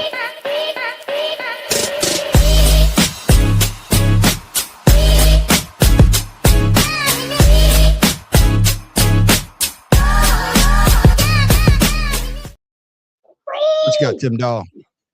All right. No, they don't put it on the big screen. You ain't got to do that, amigo. 2025-2026 NFL season was marked with significant officiating controversies with high-profile missed calls and incorrect rulings, causing at times public frustration and league acknowledgement of errors. Recently, the league have acknowledged the controversial calls 14 forced games this season that were worthy of the NFL saying we made a mistake. The Lions versus Steelers and the offensive pass interference called on Isaiah denied the Lions a game-winning touchdown. Officiated later admitted Remember that play. All right. And you had the Bills and the Broncos, a crucial missed replay review on interception in overtime that drew criticism. Remember that? A dispute roughing the passer defensive player penalty on Travis Jones, Steelers and the Ravens. We all know about that one. Oh, yeah. And this is in the Colts. A defensive pass interference was called on ball that appeared uncatchable, flying far out of bounds. Yes. Now the Yes, I remember that one NFL too. the NFL realized that these were bad calls and these were calls that should not have been made or should have been. And for that, they were saying that the league is working on inconsistencies, defensive player rules, misinterpretation of the rules as far as defensive players, especially regarding the long snapper. And we all know that 2024-25, when Pittsburgh played what was it, Detroit? Mike Tomlin was complaining, the Jets, I'm sorry, when they called the defender used leverage to get over to block a field goal and allowed the Jets to go for a 2-point conversion. And then even though Pittsburgh won that, but the rule was that he did not leverage over the player. But believe it or not, 3 referees in that game were fired. So the NFL is trying to. So, Tim, let me ask you this. So, Tim, what are we supposed to discuss about it, though? That's what I'm trying to figure out. Can I finish? All right. Yeah. NFL did fire 3 people in those incidences, but they said that with everything that they have going on with the official review and video review and everything, is there anything more that you think the NFL can do to help alleviate this problem? Now, Yes, I have one. Okay, go for it. If you don't mind me asking you that, Yeah. mister. They should hold post-game conferences, just like interviews, just like all the players. Mm-hmm. Think about it, because now you put they're put on a spot. They're put in the spotlight of the calls that they made, And now we can get the frustration out because they can say, yes, we have to look into that call, whatever. Plus, we had better officiating before the full-time goddamn referees. Okay, So- what about you, Shada? I don't give a damn. They're gonna do what they do. At this point, the fact of the matter, the NFL don't make decisions about games based on the game anymore. They make decisions based on how many people are watching, ratings, how much money they're gonna make if this team go and if this team don't go.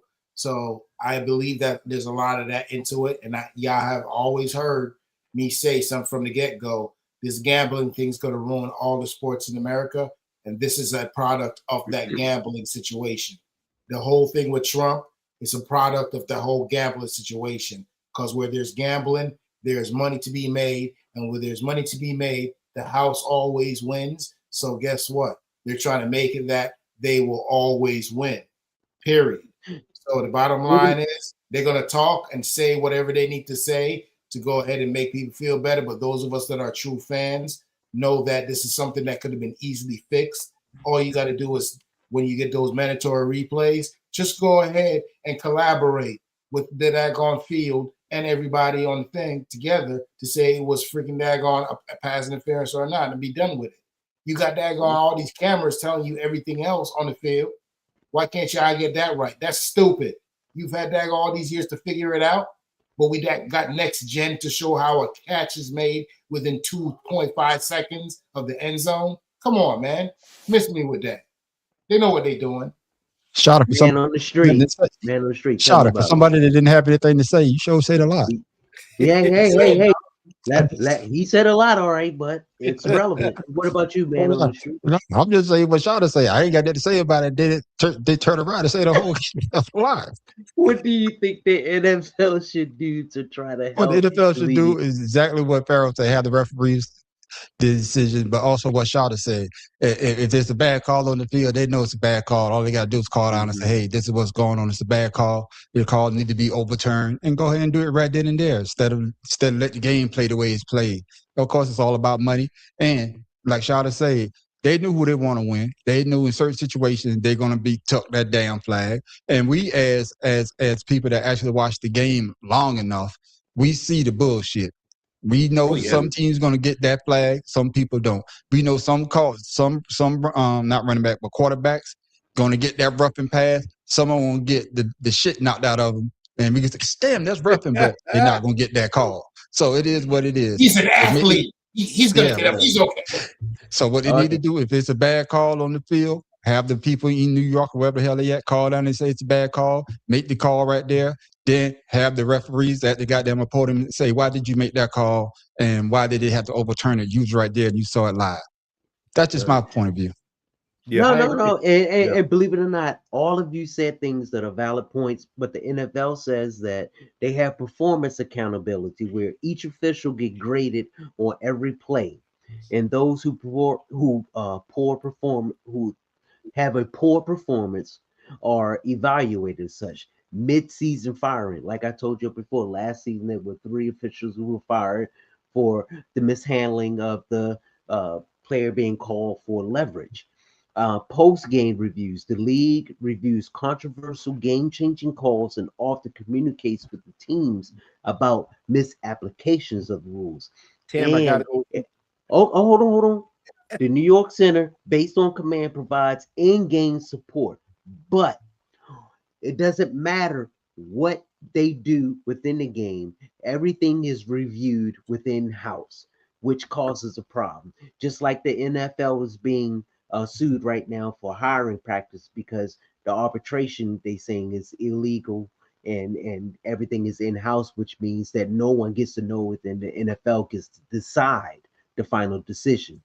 And that being said, the NFL, until things change, just like with arbitration, the in-house evaluation is the only thing that we're ever going to get. And like everyone's saying, it could be about money, it could be about whatever.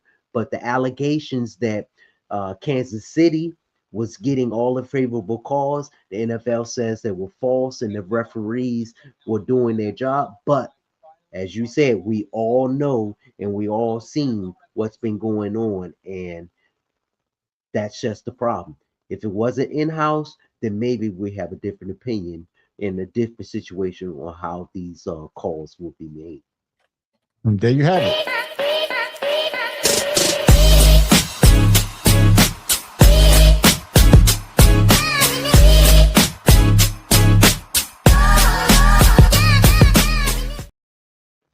Oh my goodness.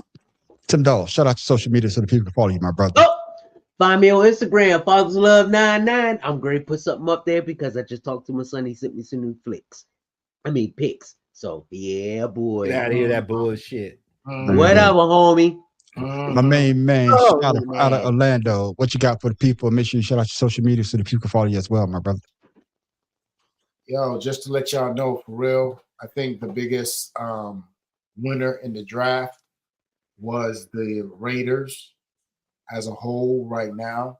They spend a lot of money, and they got somebody to actually protect their number one draft pick. So I think I would be remiss if I didn't say that they made the right moves to protect their number one draft. Whether or not it performs as Pharaoh King says, that remains to be seen. Now, for the rest of the world out there that don't watch football or have others that family members that's in active duty right now, I pray for our brothers and sisters in combat and defense of our freedom, regardless of it's whoever the idiot is sending us down this road. So hit your boy up. You see my social down there, so you can talk about it more. But I'm just gonna tell you right now, that fat man in the White House going to kill all of us if we don't stop him. Done. There it is. My main man, Pharaoh King. Blasphemous bumbleclot. We go, my brother. Make sure you shout out your social media so the people can follow you as well. Yeah, especially with all this stuff going on with the NIL from the guy he just was talking about, referring to. This is a good quote from Tupac I found that pretty much sums it up. Being hated is the price you pay for not being one of them. And that is what's really going on. Mad love. Yeah, Yes, so that's what's going on. That's the reason why you got these people interfering with our money. So we got to get out there and make sure these people get the hell up out of here. Hey, Pharaoh_71, IG, King Ryan, Facebook. There it is. Ladies and gentlemen, I don't have anything the brothers already said, everything that I was going to say. So you can always catch me, the man on the street, at the Man on the Street show. Man, I'll be dropping videos like hotcakes. Oh my goodness. You also catch me on Facebook as well. Yeah, man, my followers are getting up. I thank everybody that subscribed to my channel. Thank everybody that subscribed to my Facebook channel and TikTok as well. Man, thank you. You also catch me at Creative Canvas Expression. I know I keep shouting it out and I haven't put up anything in a while, but I will soon. It's coming. But you also catch us every Friday night at 8 o'clock for 2 cigars and a blunt. It goes down. We usually talk about news, sports. No, not sports, news, politics, and entertainment. So make sure you check us out on Friday night. But you want to stick around for our after show we call Ashed Out. That's when everybody gets the chance to talk about what they want to talk about. Usually we go straight, we will make a right turn. But like Tim Dahl famously said, we make that left turn, we're gonna drive that bitch right off the goddamn cliff. Man, I got to make a caveat. I don't like doing sports and talking when I'm not drinking. This shit ain't right. No, everything goes well. This shit ain't right, man. I don't like it. I don't like it at all. I don't like it at all. With that, ladies and gentlemen, I am the man on the street. Hey, 8 days left to Ramadan's over. Pharaoh King. What's worse than spiders on a piano? Crabs on your organ. Tim Dog from Be More Careful. Yo, just understand that war touched everybody. Your boy Shatta out of Orlando. Showing nothing but love and out there for all our troops and all our friends in danger tonight. Exactly. And shout out again to the Harlem Bulldogs. I don't know if they won the game or not. They're playing for the state championship. Shout out to my niece, Jaren. I'm shouting you out again. Ms. Goodwater, thank you for checking us out. As always, Juan, Ice ain't got you yet. And of course, our number one fan, Joe. Thank you for chiming in. And with that, ladies and gentlemen. Joe. Oh, wait, hey, everybody. Just One Direction, man. His wife is pregnant, 9 weeks. So he about to have his third kid. Juan, you got a prenup? Juan, you got a prenup? He got his mom in town right now. Are you serious? Juan, you got a prenup? Yeah. Juan, you got Juan, congratulations. your Juan. life Congratulations. is over. It's done. Juan, Finito. Juan, Juan, you had your Nothing socks on? Juan, you kept your socks on? Yeah, you yeah. got Right. For traction. Hey, No, Track. he didn't have his socks on. That's why he had his third. Yeah, third. All right, ladies and gentlemen, y'all have a great weekend. If not, y'all come check. Y'all have a great week, but make sure y'all come check us out on Friday at 8 o'clock for 2 Circles in a Blunt. And with that, ladies and gentlemen, we are out.